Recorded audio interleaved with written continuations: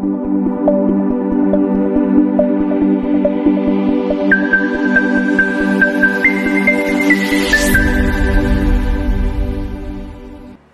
pleasant day to you, ma'am. I'm Jela Corsiga, BS Ashram 3A.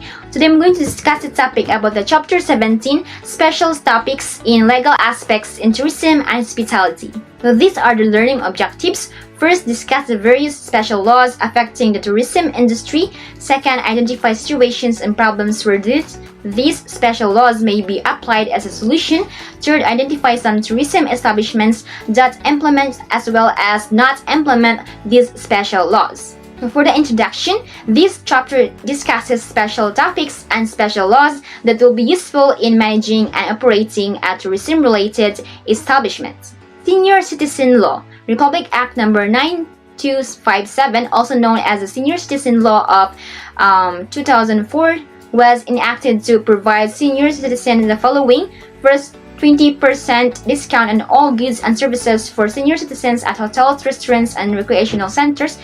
Second, minimum 20% discount on admission fees at the theaters, cinemas, concert halls, and similar cultural and leisure venues for senior citizens. Third, at least 20% discount on domestic air and sea travel fares, including promotional and advanced booking fares for senior citizens. Fourth, 20% discounts on public railway fares and other public transportation services for senior citizens. These provisions ensure that senior citizens receive substantial discounts on a wide range of goods, services, and transportation, enhancing their access to essential and leisure activities.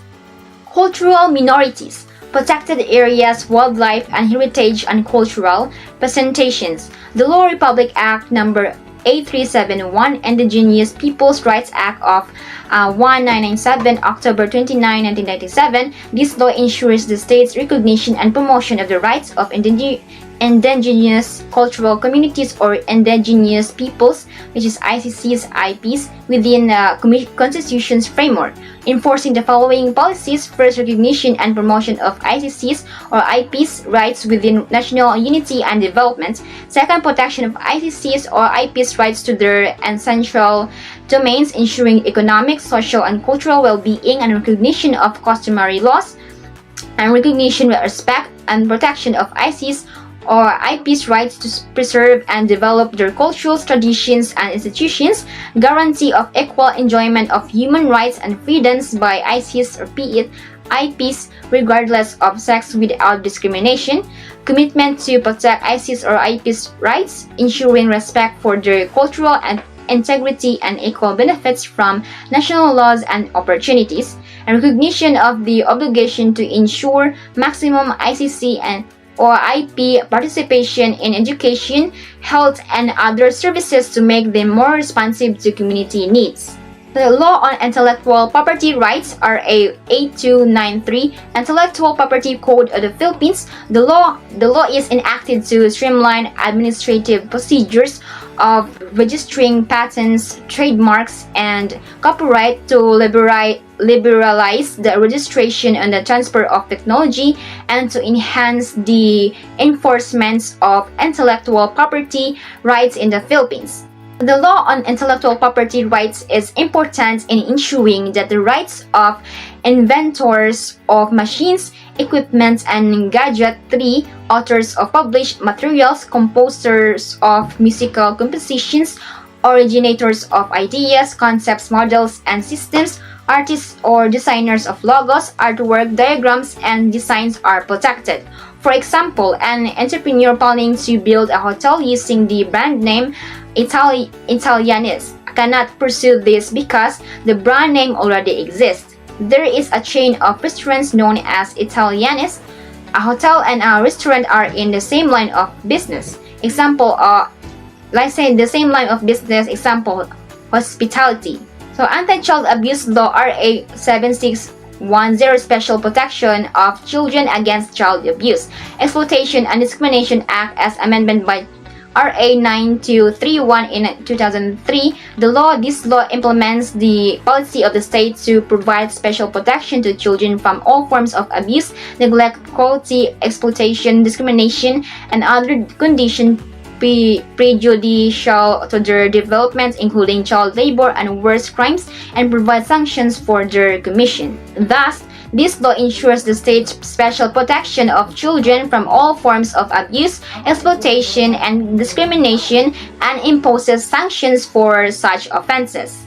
So, anti-prostitution law. The law Article 2025 prostitutes. For purposes of this article, women who were money or profit habitually indulge in sexual intercourse or lascivious conduct are deemed prostitutes. A woman is labeled as a prostitute if she regularly engages in sexual intercourse or lascivious conduct for money or profit. However, engaging in sexual intercourse with multiple men does not automatically classify her as a prostitute if there is no evidence of financial gain, with the law permitting discretion and penalties, including imprisonment or fines.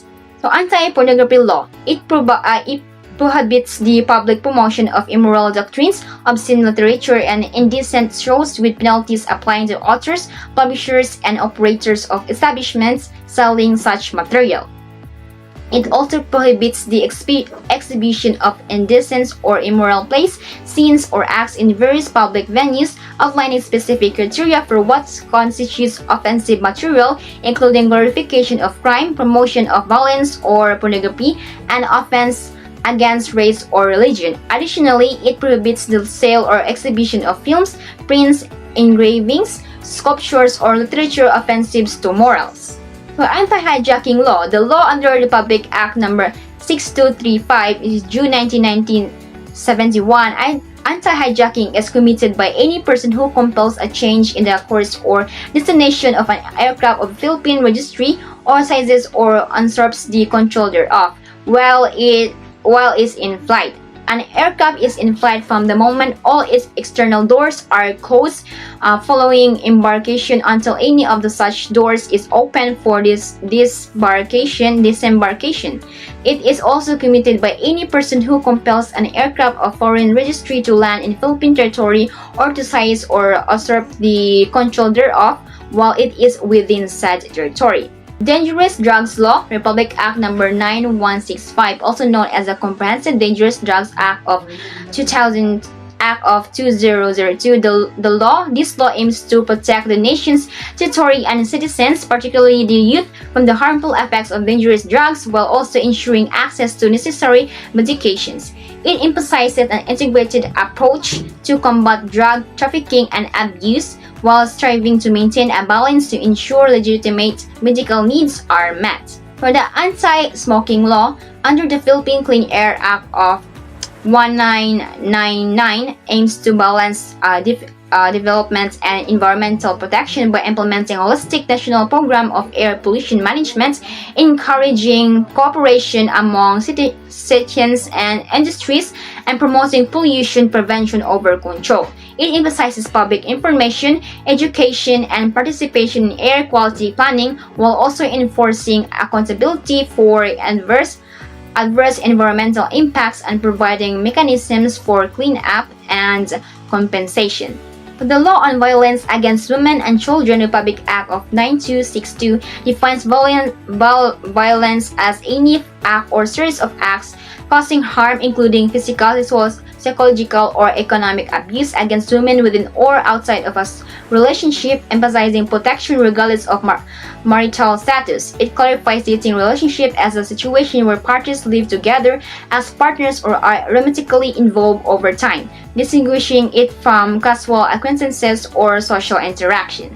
The law on human trafficking, Republic Act 9208, defines trafficking as the recruitment, transportation, or harboring of persons using coercion, deception, or abuse for exploitation purposes such as prostitution, forced labor, or organ removal, including trafficking of children for exploitation. It also includes sex tourism involving travel packages or activities offering sexual services as enticements even during such rest and recreation periods for military personnel. International law on tourism.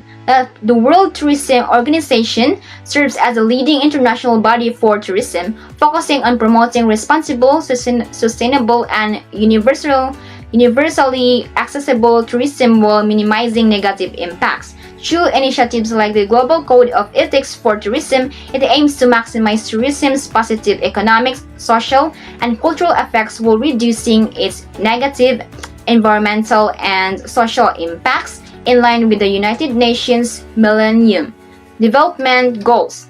Health tourism. The health tourism is tourism associated with travel to health spas or resort destinations where the primary purpose is to improve the traveler's physical well-being through a regimen of physical exercise and therapy, dietary control, and medical services relevant to health maintenance. Thus, health tourism focuses on enhancing travelers' physical well-being through exercise, therapy, dietary control, and medical services at health spas or resort destinations.